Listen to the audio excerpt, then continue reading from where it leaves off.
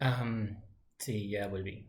Hola a todos, ¿cómo están? Bienvenidos una vez más a mi canal. Mi nombre es Rommel, y hoy les quería platicar un poco acerca de mis mejores lecturas del 2021, dejando de lado el hecho de que no he publicado videos en mucho tiempo. Así que bueno, aquí estoy. Me he tomado unos días como para organizarme un poco porque en realidad 2021 fue un año muy productivo en cuanto a lecturas. Creo que ha sido el año en el que más libros he leído.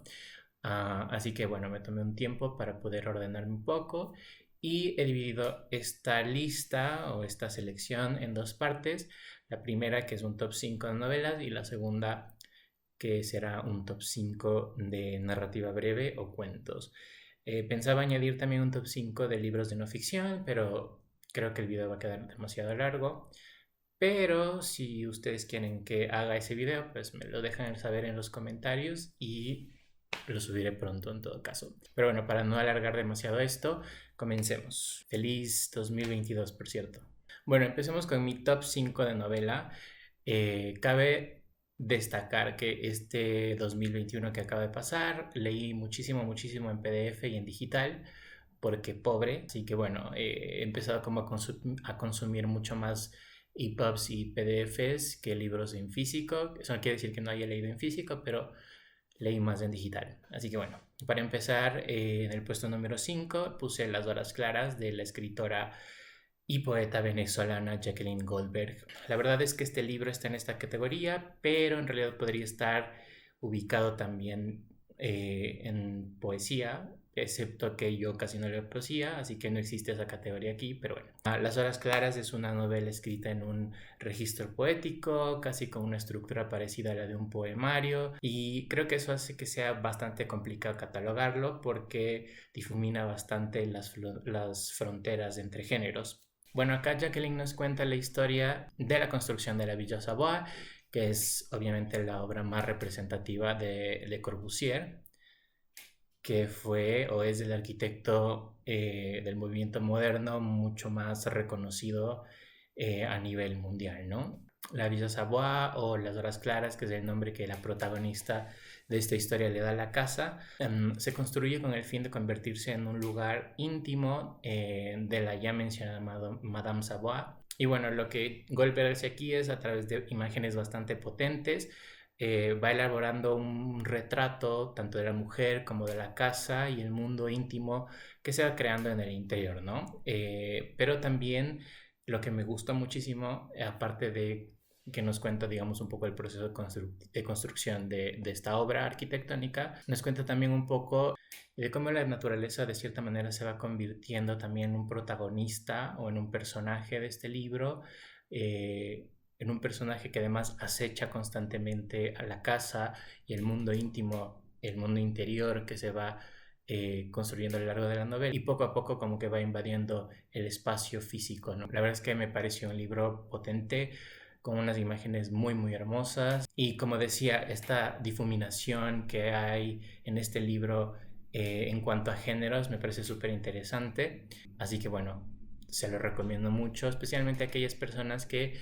disfruten más de un registro poético. Como les decía, Goldberg es poeta, entonces se nota bastante eso en este libro. Y también, obviamente, para aquellas personas que les gusta la arquitectura, este libro está fundamentado en cartas que escribía Madame Savoy, o sea, cartas entre Le Corbusier y Madame Savoy. Entonces, por ese lado creo que está muy bien documentado y el libro es muy disfrutable. Así que bueno, eso está en mi puesto número 5. En el puesto número 4 puse En la Tierra somos fugazmente grandiosos, perdón, del poeta estadounidense vietnamita Ocean Vuong, creo que así se pronuncia. Bueno, esta novela es un libro iniciático básicamente en el que Vuong se desnuda completamente para hablarnos de la relación que tiene con su madre, un inmigrante vietnamita que llega a los Estados Unidos durante la guerra de Vietnam. En realidad no recuerdo bien si fue durante o después de la guerra de Vietnam.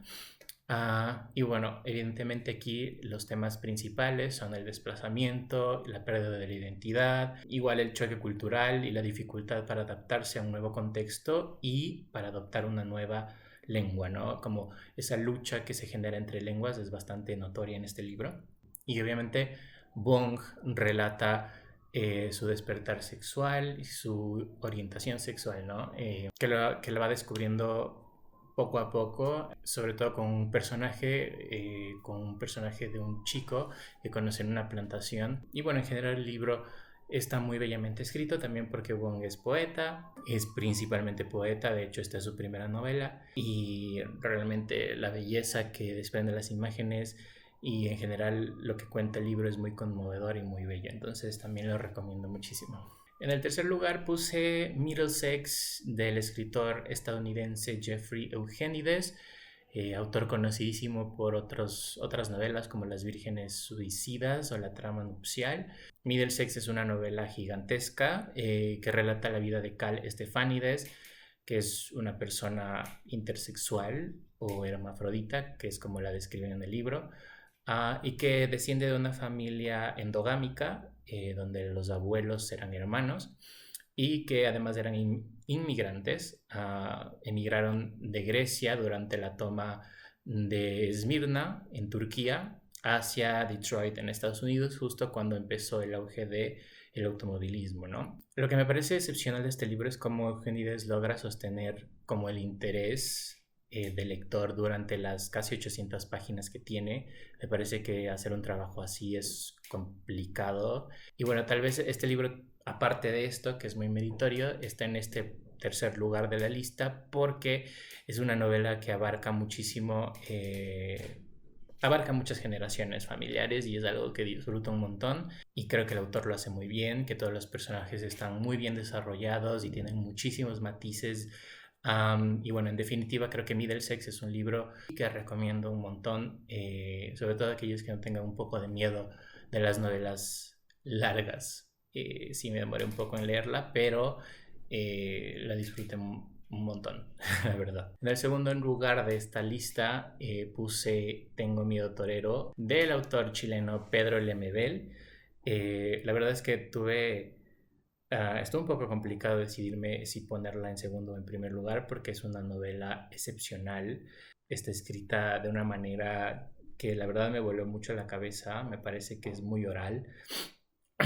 Y esa oralidad que tiene le dota de una belleza particular, ¿no? Entonces fue muy complicado como decidirme entre este y el libro que quedó a la final en primer lugar. Y bueno, acá seguimos de cerca la vida de la loca de enfrente, que es un travesti que se gana la vida bordando y que por azares del destino se enamora de Carlos, si no estoy mal. Un joven bastante apuesto, que la involucra en actividades subversivas en el contexto de la dictadura chilena. A mí la historia me pareció hermosa, me pareció una historia de amor que se sale de todo tipo de cliché, es bellísima, la pluma del MBL es potentísima, es impresionante y como decía está cargada de una belleza feroz que la verdad es que me cautivó desde el primer momento y bueno, creo que eso le pasa a todo el mundo en realidad porque de todas las personas que han leído el MBL, no he escuchado ninguna que no le haya gustado, entonces Tengo miedo torero de Pedro Lemebel en el segundo lugar de esta lista.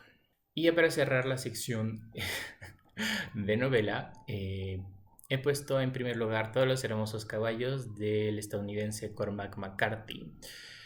La verdad es que desde que yo leí La carretera, que es el libro con el que ganó el Pulitzer en el 2007, si no estoy equivocado, me pareció que el estilo de McCarthy era bien distintivo y bastante interesante. Y cuando empecé como a leer este libro me di cuenta de que en realidad es un estilo bastante como seco, pero sin dejar de tener como momentos muy bellos.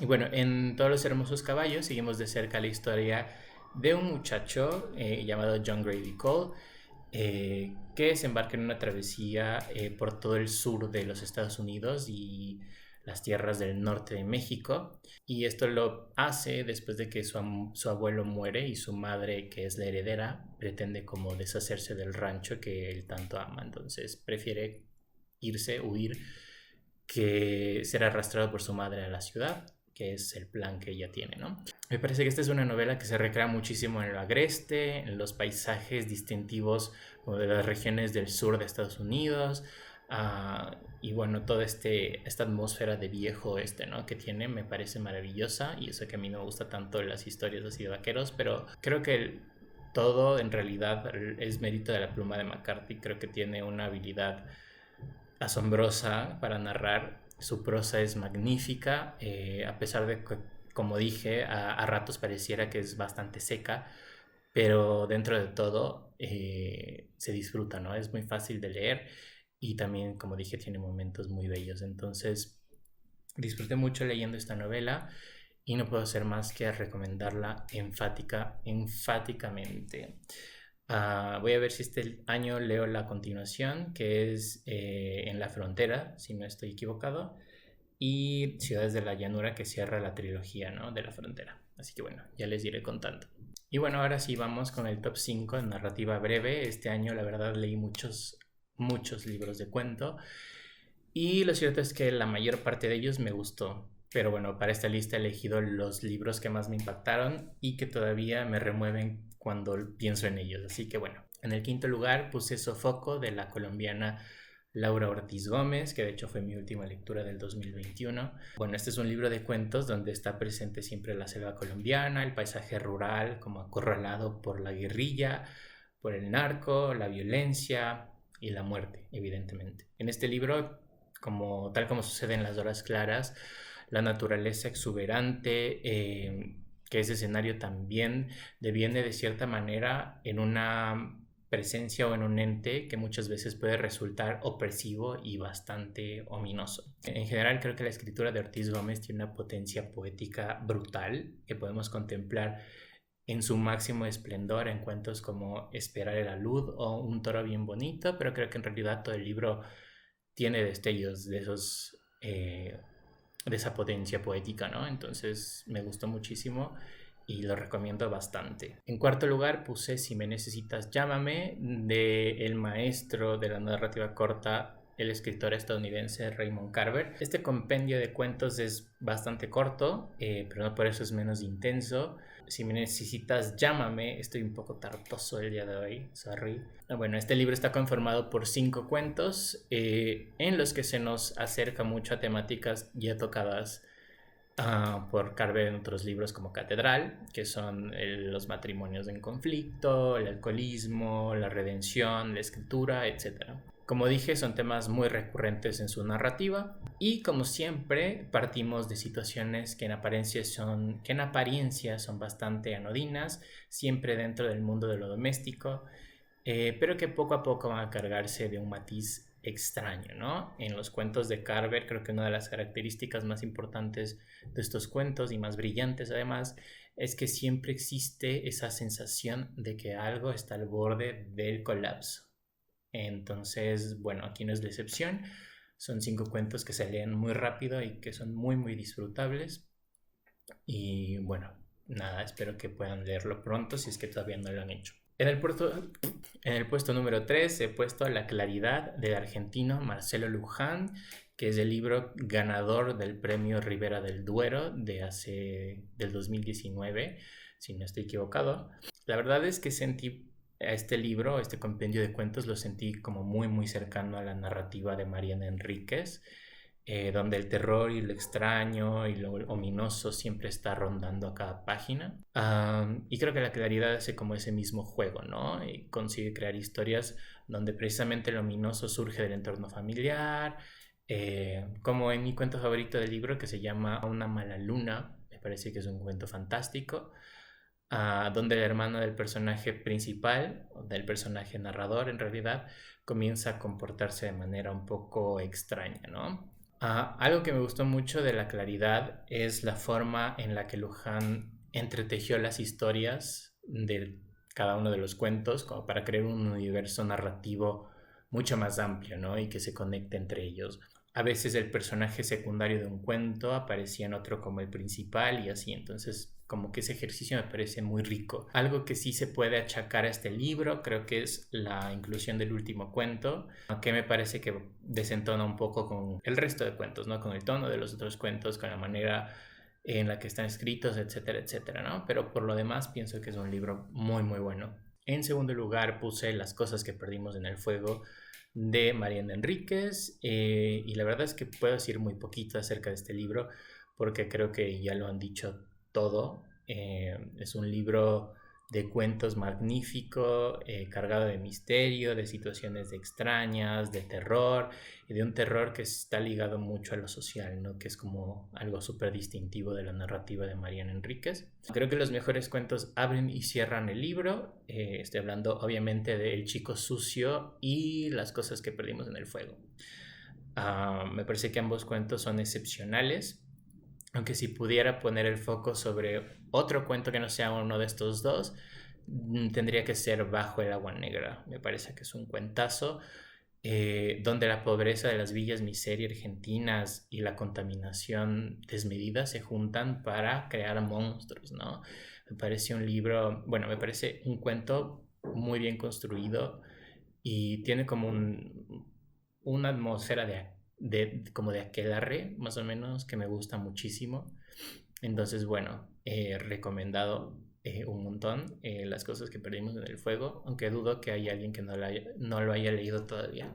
Y ya bueno, para cerrar este top 5 de narrativa breve, puse en el puesto número 1, como no podía ser de otra forma, a la increíble, a la maravillosa, bueno, no se nota que soy fan, ¿no?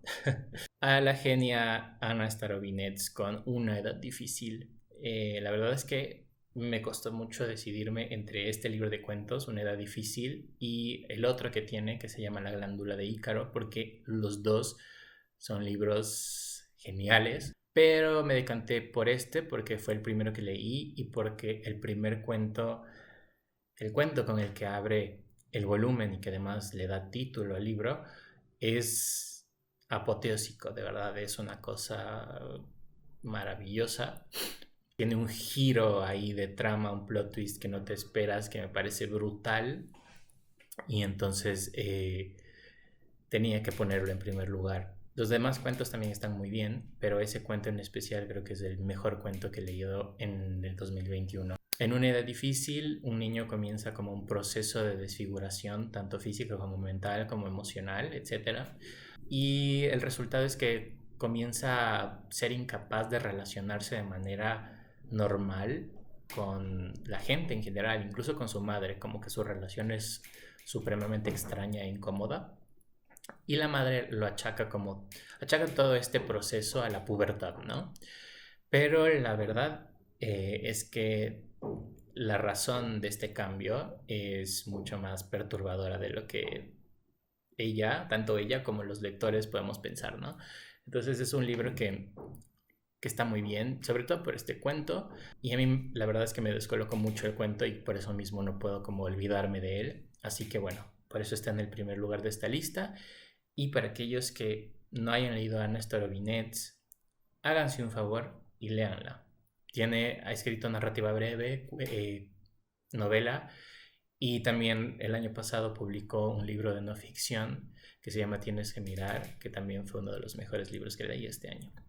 Así que bueno, esas han sido mis mejores lecturas del 2021. Coméntenme si es que han leído alguno de estos libros o cuáles fueron sus mejores lecturas del año pasado. Perdonen mi tartoseo extremo el día de hoy. Debe ser por el calor. En fin, espero que les haya gustado este video. No olviden suscribirse y bueno, todas esas cosas. Y nos vemos pronto, espero, en otro video. Un abrazo. Chau.